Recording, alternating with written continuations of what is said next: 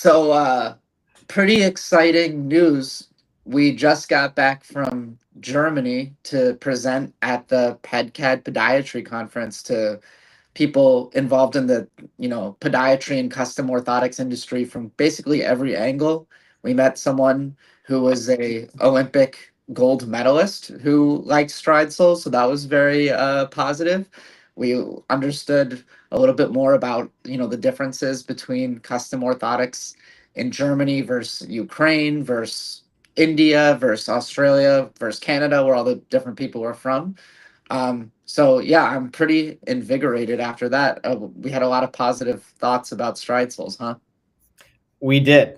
I loved the conference. I think there's a lot of opportunities to partner with different individuals and businesses. I think both from a B2B and a B2C side.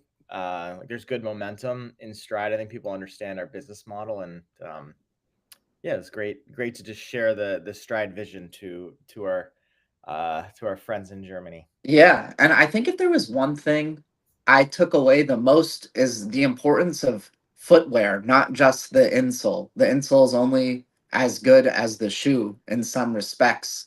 And we watched a couple cool lectures on both the physiology of like the human gait. So one thing that I learned that was kind of interesting is when one foot is about to take off on the toes, the other foot should be doing the heel strike. And if you watch how people walk, some people are kind of flat while the next foot's heel hits the ground. But it really should be kind of this like very synchronous thing where it's like toe off, heel strike next foot, heel strike next foot, toe down. Um, Mm. I thought that was quite interesting and kind of a easy way to check yourself if your gait is physiologic. If you have pain and you don't notice this kind of precise heel down, toe off movement that's going back and forth consistently, that might be kind of a root cause of your pain.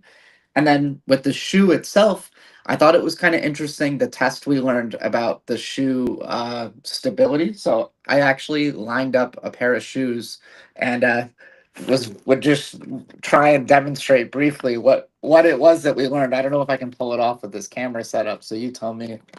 Come on, I'm gonna get it. There we go. There we go. Hold on. It just needs to be able to see the desk. All right. All right, so first I found I think the worst possible shoe for it, which is my Blundstone boot that's really old and beat up and has a lot of wear on it. Okay. So the test is to just hold the shoe at like a 45-degree angle, let it fall down and just see how much it rocks. So the fact that it was rocking left to right is really the big concern. Obviously, if you drop it, there's going to be some kind of forward and back, but the left to right is where the instability happens. And maybe Mm. I'll do it once if I have enough room on my desk. I'll do it forward. Nah, it's a little hard because it's not totally on the desk, but you can see that it's going wobbling Yeah, this you way. can definitely see it. So here's an example of a shoe that does a much better job. It has a really big platform and is actually quite rigid. This is my wife's shoe, and it's only rocking forward and back. Um, if you can tell, It's because there's of the no flatter bottom. yeah, there's no left to right rocking. I have another one that's mine, and it also has a little bit left to right. So it's kind of like an intermediate, but still much more stable than the boot itself. Um, so one thing that you can do to assess if the shoe, if you're purchasing shoes and you want to see if it's a good fit for you and a safe fit, especially if you have like ankle or knee pain, is to just do this test at the shoe store, hold it up, drop it, see how much movement there is. Particularly focus on if there's left to right movement as opposed to forward and back, because over time, whatever left to right movement there is going to wear down differentially on either side even more and exacerbate whatever problem you have. So I thought that was I like these like simple tests that you can do on your own. You don't need any fancy equipment. And it's just a good rule of thumb. Obviously, there's exceptions to every rule, but I found that quite interesting. And what can we learn from that? Like, what's the takeaway that you have from an orthotic standpoint or a shoe standpoint? As in, Well, I'm the yeah. person, I'm gonna buy a shoe at the store. What do I want to look for? So the orthotic does a fantastic job, obviously, of stabilizing the foot, particularly the medial arch area is what gives your foot way more contact with the ground and will provide stability. But the bottom of the insole, which is flat, so it fits into the shoe, is only as stable as the shoe itself is. So even though your ankle and foot might be fully supported by the orthotic, if the sole of your shoe is, wobbling back and forth, if it's really worn down on one side versus the other, the orthotic can only help so much. So yeah, that was kind of one of the big takeaways that I had from the conference. Yeah, I think that we say this a lot, but maybe not enough of how important the shoe is to the overall uh let's say kinetic chain. Like it starts with the shoe, and orthotics are 100% helpful. Of course, we're in this business, but if your shoes are not the right shoes for you and just like the proper shoes for, let's say, what we're talking here of, like, being zero drop shoes Right. or having enough toe space, like you're really putting yourself at a disadvantage to where the orthotics can only help so much. And for that reason, we should be emphasizing the shoes just as much. Yeah, particularly for things like you mentioned the wide toe box. So if somebody has bunions, that is the joint on their big toe is inflamed and typically kind of exerts a little bit more medial or internal pressure.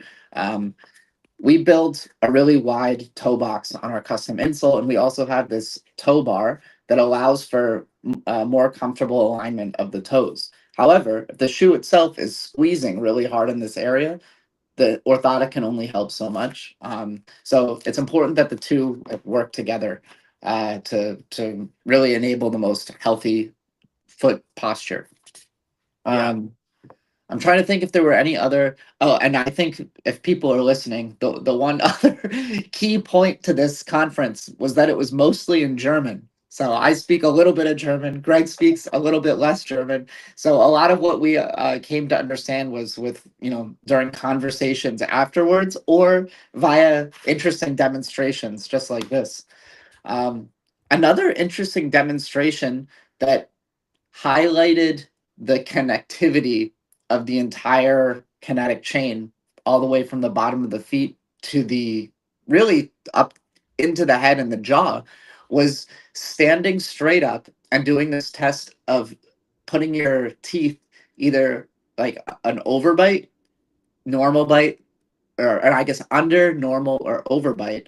And if you do that and really concentrate on your foot positioning, you can feel that your feet are adapting slightly. Your weight is shifting slightly to accommodate the different positions of the jaw.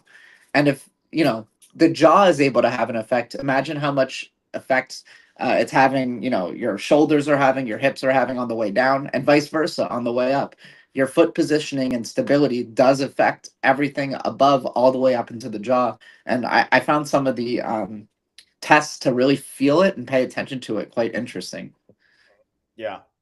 Yeah. So what's the takeaway from that as a random consumer? Is it, can you put a mouth guard in? Is it realistic to improve your foot, your gait through Yeah, so moving your whether feet? or not it's going to make a real measurable impact, that isn't really up for me to decide. I haven't seen enough evidence to really make a determination that, hey, if you wear a mouth guard, your gait and knee pain is going to go away. I would never make that claim. But what I would say is that if you are walking in a way that is not stable and you continue to do this day in, day out, repetition after repetition after repetition, even little imbalances that you may not feel, like the weight shifting from your jaw being forward or back, takes a toll.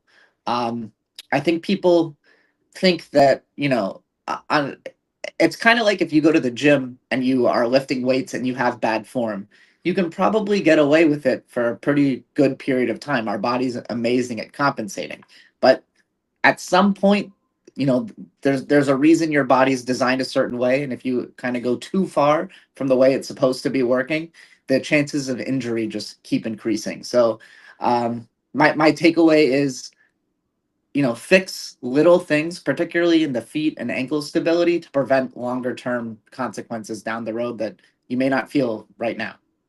Right, right. That's true. Yeah. And there's a lot that we are still learning about the human body and about gait. These things are interesting, but it's clear that there's a lot that we can learn. But also, just there's a lot that can be learned around the world. Like there's Yeah. people are coming in with unique, fresh perspectives, and I guess even us as Stride Souls, like we're obviously Americans here, but we take our business is a lot of like European roots, and our approach with the sensory motors and increasing strength of the feet is not necessarily an American No. approach to orthotics. In fact, it's almost the opposite, where in America we're used to, me personally having had orthotics for most of my life, these very rigid orthotics that act as a crutch to the foot and don't actually increase strength. They weaken the foot. They use the orthotic is basically completely as the arch, and your foot doesn't have to do any work and just atrophies pretty quickly, Exactly. which maybe makes it for you, maybe makes it so that you, in the long term, are reliant on the orthotics instead of healing out of the orthotic. Yeah, totally. I think it's another way I've been thinking about this a lot is that orthotics are not casts. Like, have you ever broken a bone or had a friend break a bone? They put their arm in a cast, it holds it in that perfect position, totally straight, but they wear that cast for 2 months and then they take it off, and all the muscles in their arm are like totally shrunk. And a lot of the American orthotics that have that rigid plastic shell that does hold the foot and, maybe a more physiologic condition, don't give the muscles in the foot the opportunity to really react to the ground, feel the ground, flex under pressure, experience tension and grow. And that's what our orthotics are designed to do. They may not feel that same level of, plastic hardness, but they're designed to, in the long term, provide a much longer lasting benefit than something that might feel good, immediately, but over time really destroy the muscles in your feet. Yeah, yeah. So what would you say to somebody? We get this a lot, like that goes, these are not supportive enough. They're not rigid. They're not providing any support.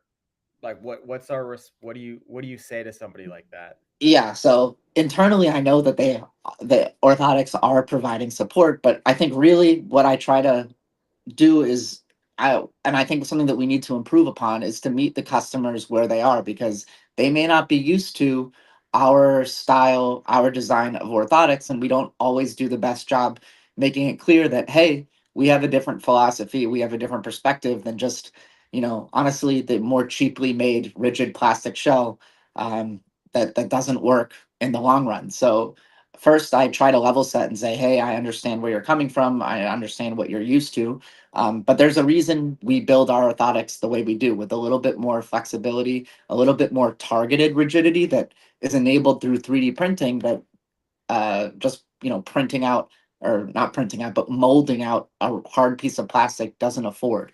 And with this flexibility and rigidity, we target the junctions between the muscles and the bones, these little tendons and ligaments that have this structure called the Golgi tendon apparatus, and we target them, which ends up releasing all these great hormones and cellular signals in the foot that eventually leads to muscle growth and fascial plane activation. Right. That's a great take. I think we need to create a new video just on I just know, on just on this process alone, I know. just that. Yeah. Uh, That's Well, funny. well, I think, just to, sorry to cut you up, but I think one of the issues is we try to balance the, for lack of a better word, the medicalese with what's easy to understand very quickly.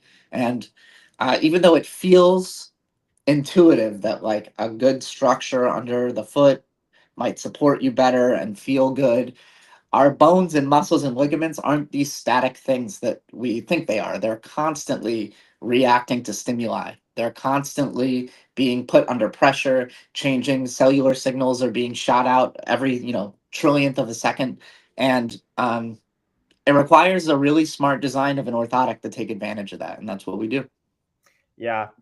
It is interesting though that the strengthening of the foot, and I guess in general, this philosophy of um, not atrophying the feet is becoming more popular. I was actually listening to a podcast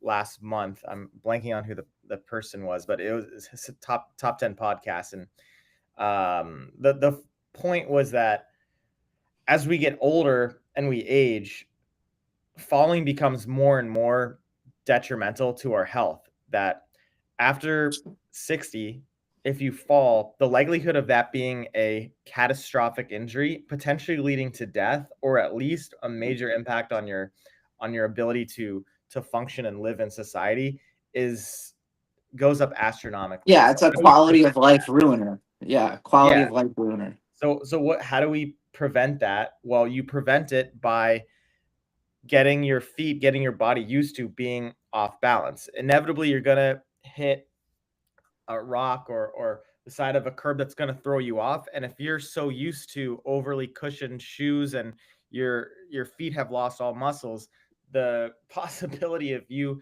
turning that into falling on the ground and breaking your Yeah, hip just goes up shoots so up. much. Yeah, completely agree. And that's the rationale for having really intelligently designed orthotics that provide the stability that's needed, but don't provide so much support that your foot doesn't get to do any of the work itself. It needs to be kind of the symbiotic relationship. Yeah, yeah. Here's an interesting question actually. I'm actually not sure about the answer, but you're a Uh-oh. doctor. So um, if I'm wearing stride soles with like more, let's say a little bit more cushioned, not cushioned, but it's not as rigid, how does that play into actually to when you're wearing shoes that aren't as rigid as well, like Hoka shoes? So yeah, it's do like they a each other out? yeah, it's like a an additive effect, right? Like, however, they add together. So if you have really soft insoles and your shoe itself is really soft, now you're walking on something that is offering even less stability. So that's why it's important why we ask what type of shoe you wear, because we need to understand how soft is your shoe to design an orthotic that has a counterbalanced level of softness or stability. Some people, on the other hand, like to wear really, really stiff shoes. So, maybe flats that are, really just a thin layer of wood with like rubber on the bottom with no support, no softness at all. And it is important to have a little bit of dampening in the orthotic. Um, if you were to imagine what's the optimal surface for a human to walk on, like what were we designed to walk on? It's like grassy plains, right? That's kind of what we want to replicate. And when you walk on those grassy plains, like how our human ancestors evolved, there's a lot of toe activation happening. There's a lot of absorption in the ground of the shock of each step. And there's a little bit of instability. Now, map that onto like a concrete sidewalk where we live and walk every day. We don't get that same sort of stimulus going back up. So the orthotic does a great job of kind of recreating that natural walking environment, but in your shoe. Um, I know I'm going on a tangent, but one thing that I really do love are those barefoot shoes. I think they do a phenomenal job of training your feet, of strengthening your feet. But the problem is that we're meant to walk barefoot on natural surfaces. So if you wear barefoot shoes on concrete or hardwood floors, you're really not getting the intended effect of those barefoot shoes. If you're wearing sometimes I'll go hiking and I see people wearing barefoot shoes while they're like trail running. That's the perfect time to do it. It's not perfect to wear barefoot shoes in the city or on a hardwood floor or tiles in an office. Yeah, I've tried barefoot shoes just as an experiment, and I agree with you completely. But it's quite difficult to just wear them every day. It's painful. Like our feet are Yeah, not trained enough to be able to handle the cement of New York City. It's just I don't even know if trained is the right word. It's just we're not supposed to walk barefoot on surfaces that hard. yeah, yeah, Yeah. yeah. So when people come to us being like, can you save my feet? They're in pain. It's like, hey, are you wearing barefoot shoes? And all of them are like, yeah, well, of course I'm wearing barefoot shoes. I'm Yeah, like, those well, are the healthiest. unfortunately, Yeah. it's not going to work for you in in your Yeah.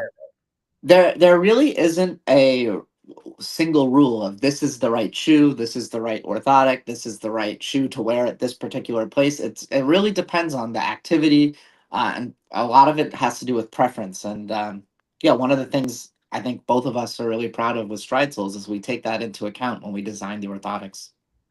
Yep. Yep. Um, on that note, I think we're coming up on time. Do we have a promo code for people? You can use code Hawk Hill for Okay. 20% off. It's our special gift to you. Yeah, But HAWKHILL. that's right. That's right. Yeah. But yeah, that's it for today. Please be sure to ask us any questions, team at Yeah. stridesoles.com if you're listening on YouTube, Instagram, or wherever else in the world we're streaming out to. Awesome. Thanks so much, man. Talk to you later. See you.